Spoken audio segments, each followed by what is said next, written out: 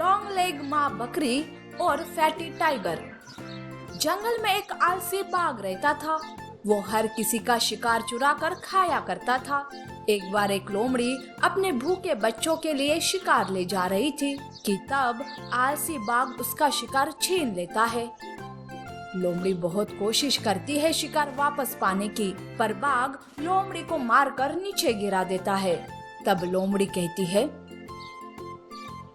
पापी बाघ, मेरे भूखे बच्चों के मुंह का निवाला छीना है तुमने। मैं एक माँ श्राप देती हूँ कि तुम ये शिकार खाकर इतने मोटे हो जाओगे कि कभी उठ ही नहीं पाओगे। लोमड़ी की इस बात को बाघ हंसी में लेता है। बेचारी घायल लोमड़ी रोते हुए वहाँ से चली जाती है। बाघ मस्त मजे से लोमड़ी से छीना हुआ शिकार हजम कर लेता है। पर ये क्या, जैसे उसका खाना खत्म हो जाता है वैसे ही वो मोटा हो जाता है। अब बाघ ना अच्छे से उठ पाता है और ना ही ढंग से चल पाता है, बस एक ही जगह पर बैठा रहता है। तभी वहाँ एक शरारती खरगोश आता है और वो उसे चिढ़ाने लगता है। अरे मोटे बाघ, कैसे हो? जरा मुझे पकड़ कर दिखाओ। खरगोश बाघ को चिढ़ाकर उस पर चढ़ जाता है और उस पर उछल कूद करके उसे परेशान करता है। तभी वहाँ लंबे पैरों वाली बकरी आती है। वो खरगोश को अपने लंबे पैरों से मारकर दूर फेंक देती है। तब बाघ उसका धन्यवाद करता है और उसे उसके लंबे पैरों के बारे में पूछता है। तब बकरी कहती है, बाघ, मैं एक श्राप का शिकार हुई हूँ।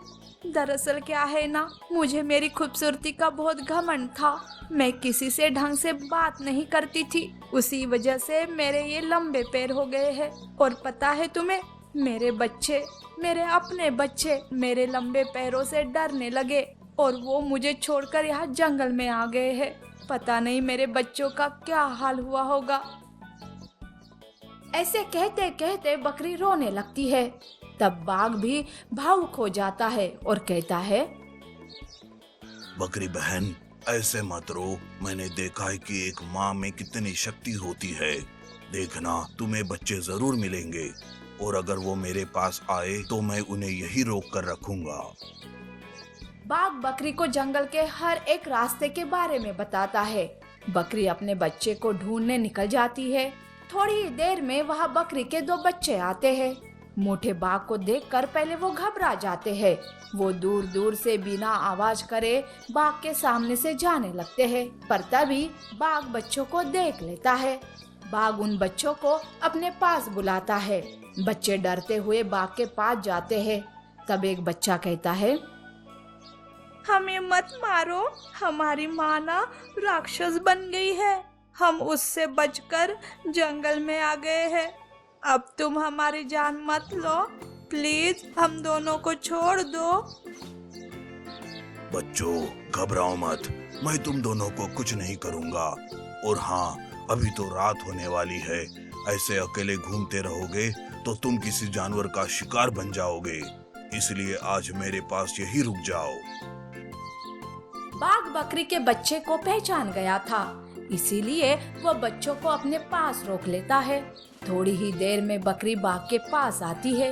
बकरी अपने बच्चों को देखकर खुश हो जाती है, पर बच्चे अपने ही माँ को देखकर डरने लगते हैं और वो बाघ के पीछे छुप जाते हैं।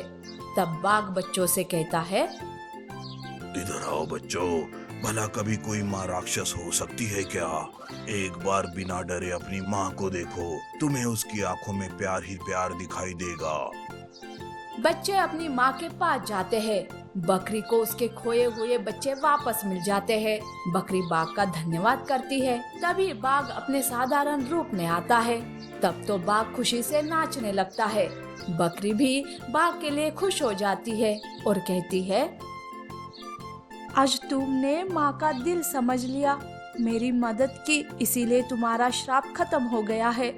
हे भगवान, ऐसी कृपा मेरे साथ भी करो। आज से मैं भी कभी घमंड नहीं करूंगी।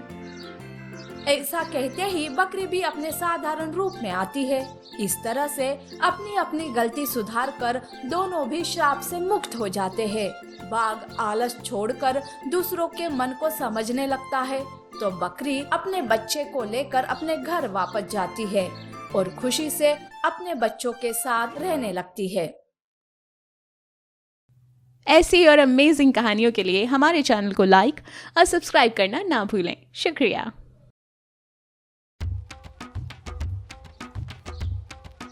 जादुई मटका, मूर्ख बाघ और चतुर बंदर। हाथी और हिरन दोनों बात कर रहे थे। हाथी कहता है, उस बंदर के पास क्या सच में जादुई मटका है? उसने मुझे कहा कि मैंने उसकी बात नहीं मानी तो वो मुझे चूहा बना देगा जादुई मटके की मदद से। तुम्हारा इस पर क्या कहना है हिरन?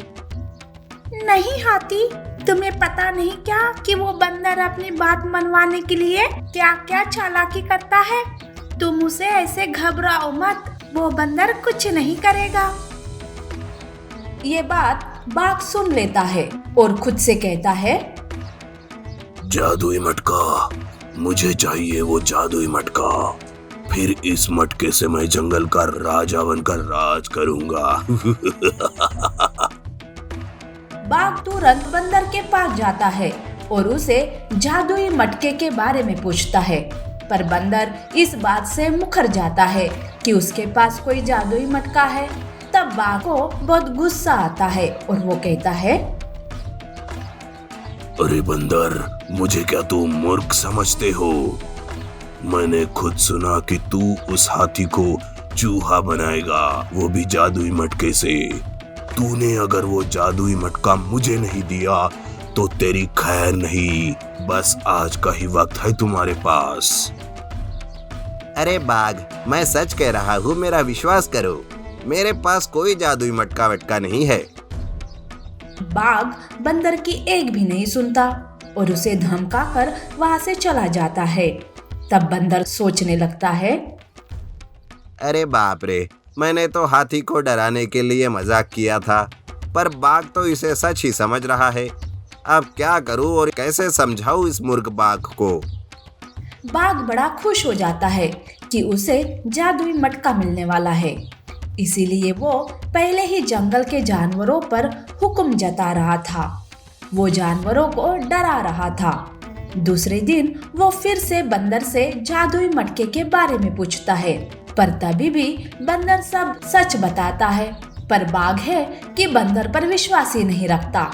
वो बौखला जाता है। गुस्से से वो बंदर पर ही हमला करने जाता है, पर बंदर जैसे तैसे करके खुद की जान बचाकर पेड़ पर चढ़ जाता है।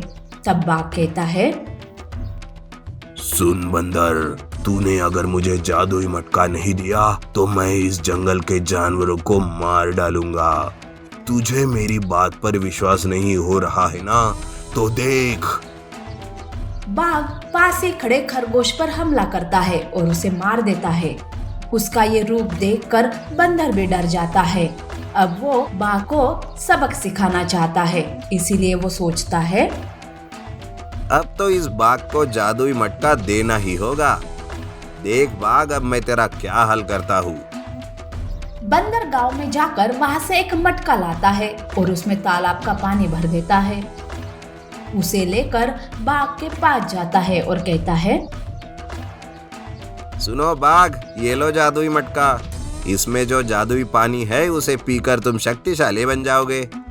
पर हाँ, तुम्हें सीधा मुंह लगाकर पानी पीना होगा। पानी की एक बूंद भी नीचे नहीं गिरनी चाहिए और ना ही तुम्हारे पैर पानी को लगने चाहिए। बाघ ये सुनते ही बहुत खुश हो जाता है। वो अब अपना मुंह सीधा मटके में डालता है और पानी पीने लगता है। पर जब मुंह बाहर निकालने की बात आती है तो वो वहीं फंस जाता है। वो खुद को बाहर निकालने की कोशिश करता है, पर हर बार नाकामयाब हो जाता है। अब तो वो तड़पने लगता है। वो तो इधर से उधर गेंद के जैसे पलट रहा था। तब बंदर हंसते हुए कहता है,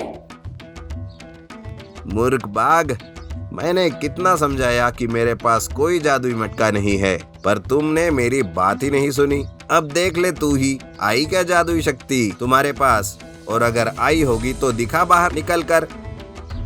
अरे बंदर, मुझे बाहर निकाल। अरे मुझे बाहर निकाल। आगे से मैं ऐसा कुछ नहीं करूंगा।